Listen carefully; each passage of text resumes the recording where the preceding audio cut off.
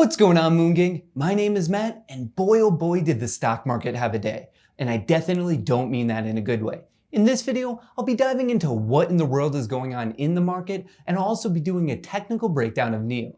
NIO is in a pretty unique situation because in the world of electric vehicle stocks, it is by far the best performer in the month of October. In fact, most of its competition is down by quite a bit, and NIO stock is actually still in the green. But before I get into all of that, if you're new to the channel, don't forget to join the Moon Gang by hitting the subscribe button. My goal is to hit 5,000 subscribers by the end of this year, and your help with that would be truly appreciated. Also, it would be great if you could drop a like because it lets me know that you enjoy this type of content, and it also really helps with getting this video in front of other people who may be interested. And now that I got that out of the way, let's get started.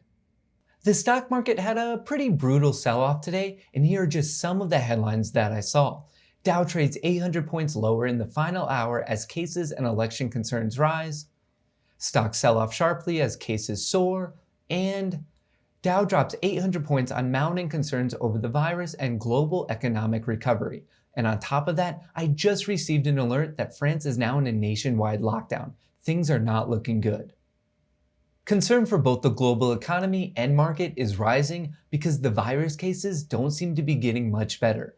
Worldwide, there's almost 44 million, and in the US, there's almost 9 million with over 200,000 dead. And as you can see from these two graphs, they are not trending in a desirable direction. When you combine the fear surrounding the virus, the economic slowdown, and the increase in volatility because of the US presidential election, it's not that big of a surprise that the market had a sell-off. To get a better game plan moving forward, let's dive into the charts so we can identify the upcoming levels of support. This is the daily chart for the S&P 500, which trades under the ETF SPY. As of the most recent market close, it's just under $327. Over the past week, it's down 4.4%, over the past month, it's down 1.4%, and over the past 3 months, it's actually up 1.1%. But since the most recent high on October 12th, the S&P 500 has had a brutal sell-off of 7.3%. As you can see, over the past 3 trading days, the market has had no issue slicing through these two supports, one at 342 and the other at 331. The next support would be at 320, which would be an additional decline of 2%. If the bull camp doesn't make a stand there, we would then be looking at the next support of 312, which would be a decline of 4.5%, and if the market falls below that, we would then be looking at the psychological level of 300, which would be a decline of 8%. In my previous market update videos, I discussed 2 different ABCD patterns, one bearish and one bullish. As things currently stand, it looks like the bearish one will become a reality. To be more specific about what I'm saying, the pattern is exactly this: A, B, C, and then D is being made right now, and the golden question is, how far will it fall? I'm really hoping that the market bounces off of this support at $320, because if it doesn't, we would have both a lower high and a lower low, and then that would invalidate the overall bullish uptrend that started in March. I do find it worrisome that the market so easily dropped through the support at 331, but it did catch itself at 326, which was previous resistance at the end of July. There is always a chance that the S&P 500 could bounce off of this resistance turn support, but it is a rather weak support, and I think there's a greater likelihood of us testing 320. Let me quickly show you one tool that you could use to make better investment decisions during these volatile times. On the screen now is the VIX. This measures the volatility in the S&P 500, which is essentially the overall market. The VIX and the SPY tend to move in opposite directions. As one goes up, the other comes down, and vice versa.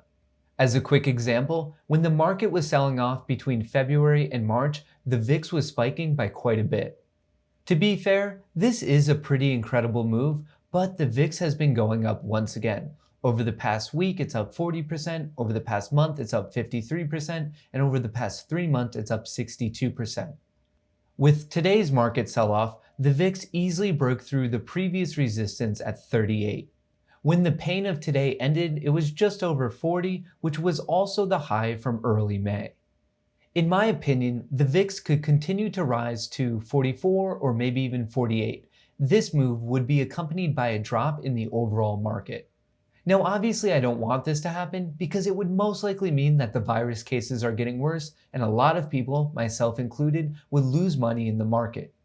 Now, I don't have a crystal ball, so I can't tell you the future, but I do know that you could use the VIX as a tool to monitor the internals of the market and make better investment decisions. Alrighty, let's switch gears to NIO, which has been able to hold relatively strong during all of this craziness.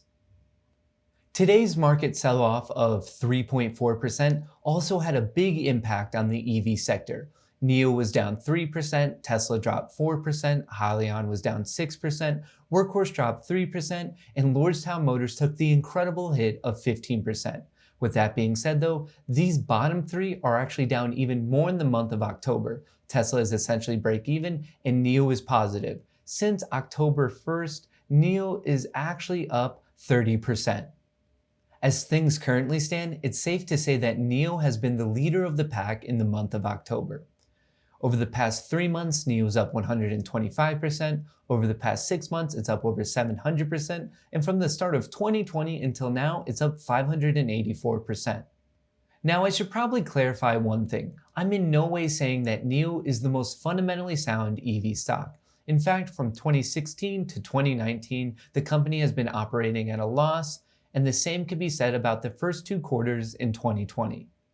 I personally consider NIO to be a speculative play, and the reason that it's been doing well in the month of October is twofold. First, it was announced in mid-October that NIO had been doing extremely well with their vehicle deliveries. This prompted a handful of analysts to raise their price targets, and the stock quickly followed. And second, NIO is based in China, which means it's not operating under the same environment as Tesla, Hyliion, Workhorse, and Lordstown Motors. This could be good or bad, and recently it's been a benefit to the company's stock price. One direct benefit of being based in China though is that the market is absolutely massive and electric vehicles are becoming pretty popular. As long as NIO can handle the competition and nothing weird happens politically between the US and China, I think that the company has an extremely bright future. At the time that I'm making this video, NIO is trading at $27.50, which means that it is 7% away from the closest support at 25.5, and it is 7% away from the all-time high and closest resistance at 29.3. Personally, I don't own NIO yet, and I wouldn't invest at this level because if the support at 25.5 gives, we could fall to this trend line, and then if that doesn't hold, we would be looking at 22.5. For my personal trading style, I would prefer to see the stock closer to a level of support, or I would like to see more consolidation and then I could take advantage of the eventual breakout. Until then, I plan on sitting on my hands, and honestly, I don't mind being risk off when there's so much volatility in the market. In terms of a future prediction, I think that NIO stock has a chance of hitting $30 by the end of this year, and I don't think that $50 is out of question in the year 2021. We may be seeing a nice bullish upswing in the near future because NIO's next earnings announcement is on November 10th. Depending on how good their deliveries are and where they set their future guidance at, NIO stock might be crossing that $30 mark before we know it. As things continue to develop both fundamentally and technically with NIO and the overall market, I'll make sure to keep you updated in future videos, so make sure you have your notifications turned on. Between the economic slowdown, a second wave of the virus, and the presidential election, I'm expecting some serious market volatility in the coming days, so please be prepared. Obviously though, these are my own opinions, so make sure to do your own research. If you enjoyed this video, it would be greatly appreciated if you could drop a like, and don't forget to join the Moon Gang by hitting the subscribe button. And as a quick side note, if you're interested in the charting software that I use, there's a link to a free 30-day trial in the description of this video. Thanks for watching, and until next time, best of luck in the markets.